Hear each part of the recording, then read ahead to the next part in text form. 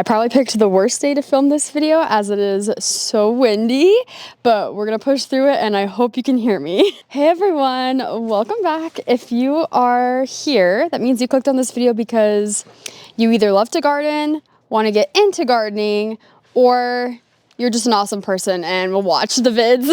So thank you so much for clicking on this. I asked you guys on my Instagram a while back for some of your questions about gardening. Literally, it could be about anything, getting started, about the different kinds of flowers, how to grow different vegetables, fruits, anything your heart desired. And I try to pick the most commonly asked questions. And here we are today. Okay, before we get started, I just have a few things to get out of the way in case you don't know me or know my gardening story. So I live in zone 6A. I am in northern Utah. So it's a very dry desert climate. We hardly get any rain and we don't have a long growing season. So that means that most of my plants I start indoors around February, and then I transplant a bunch out here. Also, this is my second year gardening, so in no way am I saying I'm a professional. The tips I'm about to give today are just from my personal experience with gardening and things that I've either Googled, learned from my mom, or from the classes that I took about gardening. I also feel like I need to give you a little quick gardening tour before we get started. So let me show you all my flowers. These roses are a new addition to the garden. And here's my tiered flower garden, the very beginning of August. So I made it a mission to try to plant as many varieties of flowers that I could because I wanted to collect them all. One of my favorite being this one. This is called Joey's Lambtail. It's actually an Australian flower and I just think it's so cool, also so soft. Another fave is this celosia. I think they look like brains. This is also a celosia, but just a different variety. And I'm currently trying to grow some mammoth sunflowers so that I can eat the sunflower seeds. Here's another look of the garden. Here's the other side of the garden. I have 2 apple trees. These are the pumpkins. They like to spread and go crazy. The wind has unfortunately knocked down a lot of sunflowers, so we've got some fallen soldiers over here. Oh no! This is so sad. Wait, I actually might cry. This is very sad. I had some apples on this apple tree and I think the wind literally knocked them all down. I don't see one left on the vine. Like I had so many apples on here. It's still quite a young tree. This is my second year having the tree, but I know the tree is older than that. But all the apples are on the ground. What a depressing start to this video. Oh my gosh. Well, it looks like I won't be getting any apples this year. I also have a pear. I have a second pear on the other side of my fence. And a peach tree over here. She's a little guy. Bunch of grapes. And then as we walk towards the garden, I have some canna. And I didn't have room in my garden anymore for tomatoes. So they are currently along this whole stretch of flower beds and their own little tomato cages. Here are some Brussels sprouts that are getting absolutely huge. I think they're supposed to grow off of the stem right here, so that'll be fun when they start growing. And then here is the garden. She's so magical. So the plant that I was looking forward to most growing this year is this loofah plant. I don't know if she'll produce loofah in time before frost, but oh look, can you even see that? I feel like it's so backlit. Oh, right there, I think we got one growing. I'm mostly growing it to be as a bath sponge, just because I think it'd be so cool to have that, but I'm curious to see what the taste is like as well. Okay, most of my plants have gone to seed and I'm just letting it do its thing. So lettuce has gone to seed. I have some leeks right here. And I also have some potatoes in here. This is my strawberry bed that is being taken over by these sunflowers that literally just planted themselves. They're just wild sunflowers. And then I got some chives. Here is my carrot bed that I'm letting go to seed as well. We got some coneflowers mixed in. This is my raspberry bed. She's going a little crazy. My cabbage, got some purple cabbage. I also, oh, that is not what you want to see. Oh my gosh, wait, what? Oh, I think these are aphids. No, that's gonna eat my plant, so that's not gonna be awesome. Oh, are you gonna take care of them for me, Koa? Thank you, gardening buddy. But I got some other cabbage as well. This is my broccoli going to seed. I'm gonna have so many broccoli seeds, so if anyone wants them, let me know. And then this is my blackberry bed that's being taken over by self-seeded cosmos, but they're just so pretty that I'm just letting them do it. This bed has some cauliflower, artichoke, peppers, and then just more lettuce that's bolted, and sunflowers.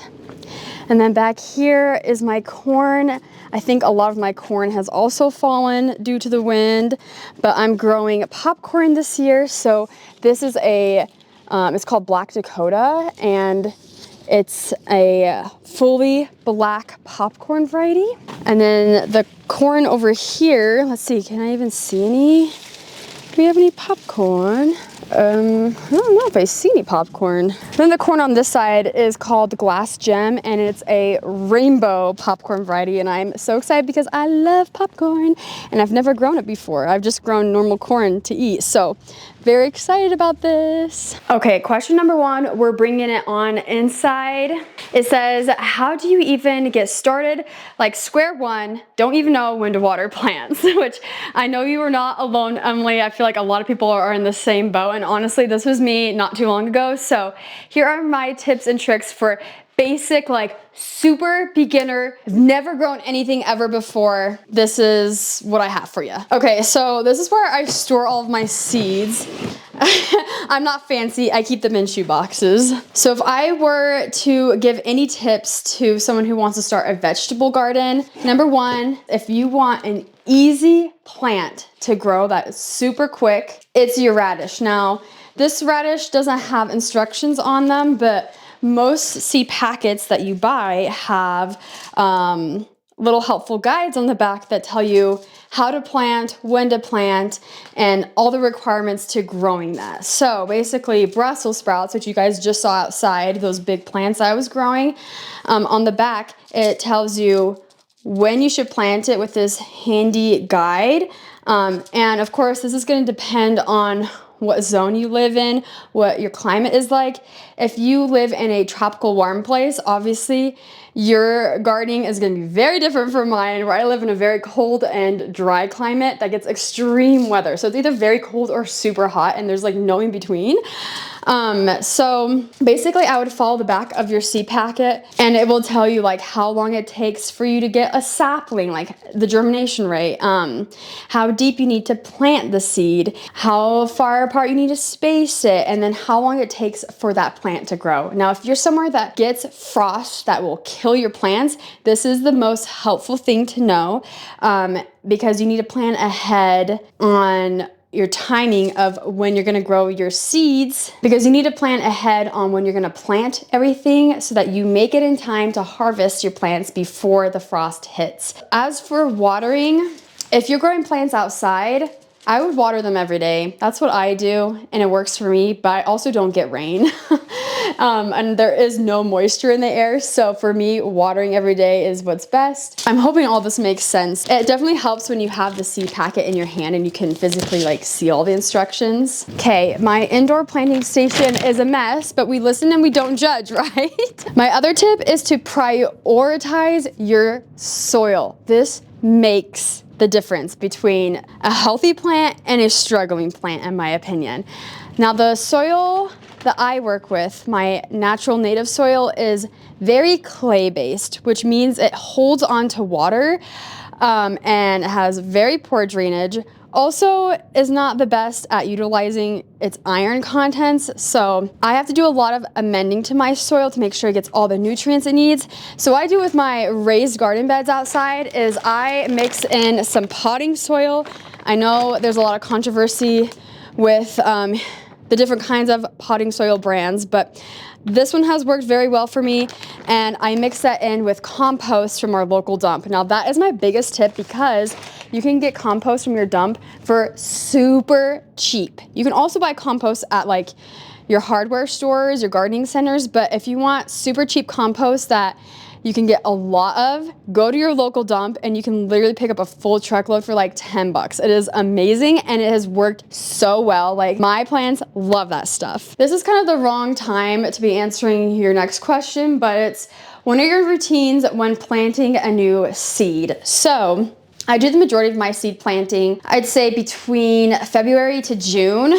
Most of that I do with these indoor grow lights. These are my besties and I honestly want to get another one so bad. I have them set on a timer too, so that the lights turn on during the day and then they turn off at night. Currently, my racks are all filled with seeds that I've harvested from flowers and plants that I'm collecting to plant for next year.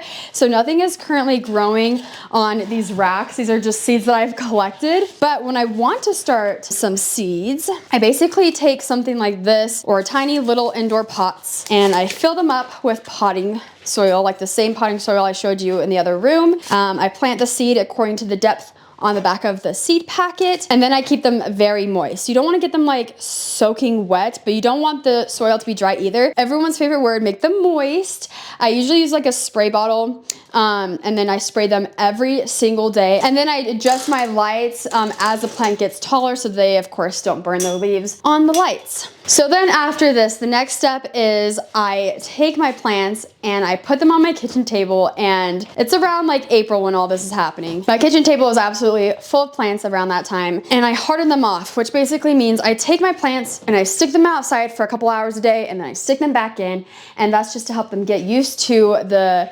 intensity of the sun's rays and the natural weather and the wind outside. That way they have a better chance of survival when I fully transplant them outside. If I were to just fully transplant them without hardening them off, they could get really sad. Some of them wouldn't make it probably, and some still don't make it even after this whole process. But you have a better chance of it doing that. So I do that for about a week or two, and then I plant my saplings into the ground outside. And that is how I start seeds. The next question is, if I made a strawberry plant and the dang deer ate the whole thing, how do I prevent that? That is so frustrating, and I'm so sorry that happened to you. We also have a deer problem here in Utah. The deer are so beautiful and magical, but sometimes they could be a little frustrating when they eat the things that you try to grow and work so hard to grow. Also, Koa likes to eat my plants too, but that's okay. He's my gardening buddy, so I'm fine by that. But anyways, I'm here by my strawberry patch. Luckily, I haven't had any problems with the deer eating my strawberries because they're in my backyard. And I think something that's helped with that is my fences. My whole backyard is surrounded by fences, and I haven't had any deer jump in. I think it might be too tall for them. If you don't have a fence or your strawberries are in an area that you can't enclose, then here are my tips. I would suggest planting things around your strawberries that repel the deer. So for example, you could just Google deer repellent plants and it comes up with a good list. So what I do in my front yard that's not fenced off is I have a lot of tulips, and the deer love to eat the tulip bulbs. So what I have done is I've planted a bunch of flowers around the tulips that the deer don't like. And those are things like daffodils and irises. They also don't like poppies or foxgloves. And apparently they don't really like fragrant plants. So you can plant things like lavender, rosemary, sage, thyme, and mint, and they just don't like the strong smell of those. So I suggest trying that route and let me know how it goes for you. The next question is, what is the easiest plant you've grown and what plant has been the most difficult? So the easiest one I've already mentioned, radishes. I decided not to grow any this year though because, the drips are turning on and it scared me. Okay, I decided not to grow any this year though because I realized that I don't really like radishes. I don't like the taste of them that much, but they were the quickest and easiest to grow for me. But the plant that has been the most difficult that I couldn't really get to grow last year and I still can't seem to grow it this year is actually in the frame of this clip. Can you guess what it is? It's this right here. Watermelon. I cannot grow watermelon for the life of me. With all of my plants, I have like these little name tags that say the variety and then the day that I planted the seed. I planted this May 2nd. Now granted, I planted these inside when it was May, but this is as big as it's gotten since then. May, June, July, August. It's been 4 months, and that's the growth of the plant. Last year, I grew a watermelon too, and it got to be like this big, the size of my fist. There was nothing in it. Like literally, it was all rind. Every gardener will tell you that they have their own battle with a certain vegetable that they can't seem to grow. And my battle is watermelon, vegetable slash fruit. I guess watermelon's a fruit. But yeah, so if you've grown watermelon in the past, what have you done? Like literally, I can't get it to grow. I can get pumpkins to grow though, and I feel like they're kind of similar, right? They're huge, but I can't get watermelon to grow. This next question is, what made you want to start gardening? Love you. I love you too. So like I said, this is my second year gardening. And what really kickstarted it was when we moved into our house and we had to do all the landscaping. We had literally no yard, nothing to work with. It was just like sloped dirt, and it was the worst dirt ever. So I really started to think about like my vision of the yard then and what I wanted to become of it. And I knew I wanted to garden, but I had like no experience with gardening. So that same year that we were working so hard to put in our yard, my mom and I also took a master gardening class together, and we did that for a couple months. And that's where I really learned a lot of things and like started to grow my passion for gardening. But going further back, my mom has been a gardener for a very long time. Like ever since I can remember, back to my childhood, she's had a garden. When we lived in Florida, she had a garden there, and sometimes I would go out and help her, like pick certain things or like weed and do things. But like honestly, I didn't really know what I was doing at the time. I was just being the little assistant to the gardener.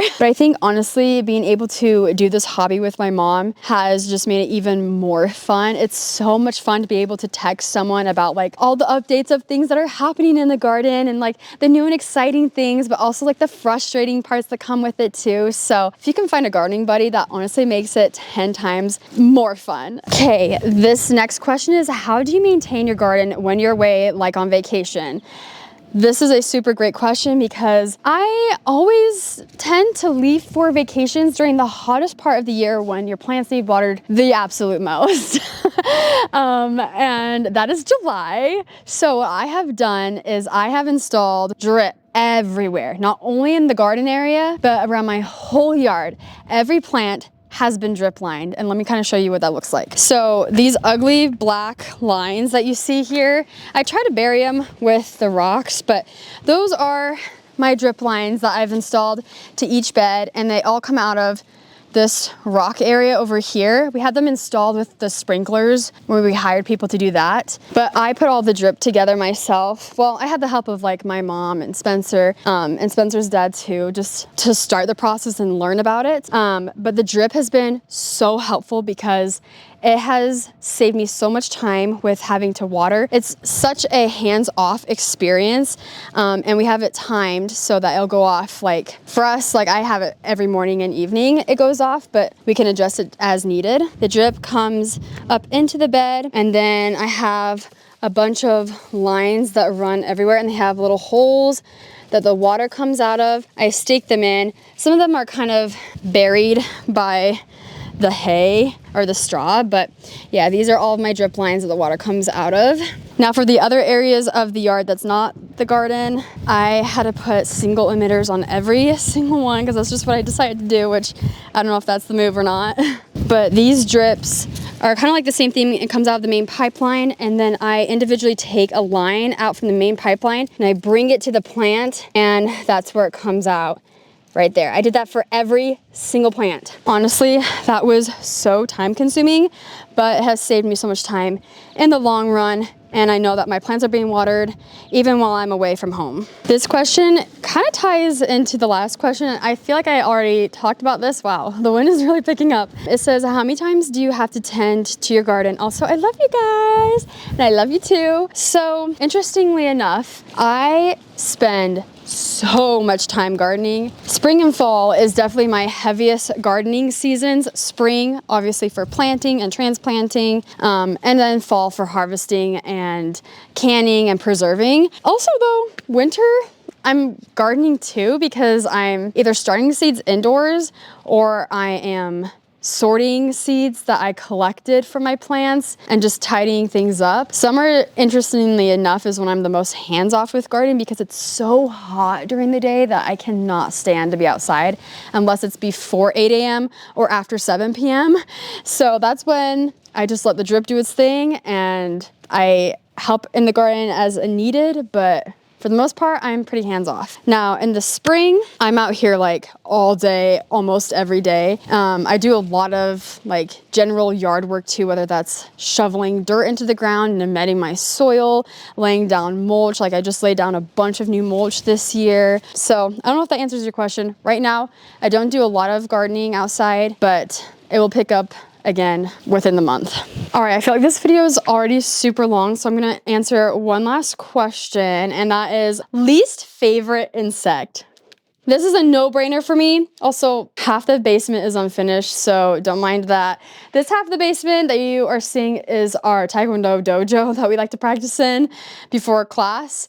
The other half is my gardening area. By far, my least favorite insect in the garden is grasshoppers. Need I say more? Need I say less? What's the saying? I don't even know. I had the biggest problem with grasshoppers last year. They ate so many of my plants. They devoured them. They went crazy. They killed so many of my trees, and I was furious because trees are not cheap. They cost a pretty penny, and it is so frustrating to see something that you invest so much in and took a lot of time to like care for just die because the bugs got really hungry and ate every single leaf off that tree. So this year I was determined to tackle the grasshopper problem. Like last year I like handpicked the grasshoppers and got them that way, but this year that was not cutting it for me. So this is what I did. So this is like kind of like a more natural like insecticide option, eco brand. So this is what it looks like. Basically, this is the most effective to put on your plants when the grasshoppers are still nymphs and they're super tiny. The other option that I found to work very well is diatomaceous earth. This is a super fine powder that you can just like puff or spray on your plants too. And honestly, this has made such a big difference with the grasshoppers this year. I still have them, but they're by far less of a problem. But you'll always have some sort of insect that you are battling. For my mom, it's slugs. I think that's where we're gonna end the video here today. If you have more questions about gardening, drop them in the comments and let me know if you want a part 2 by liking this video. This was so much fun and I love to talk about gardening because it's my favorite hobby. So I hope this inspired you to start your gardening journey because I know you can. Even if you've always failed in the past with growing a plant, I know you can do it and you just got to start somewhere. Start small and then you can expand. But yeah, I love all of you guys and happy gardening.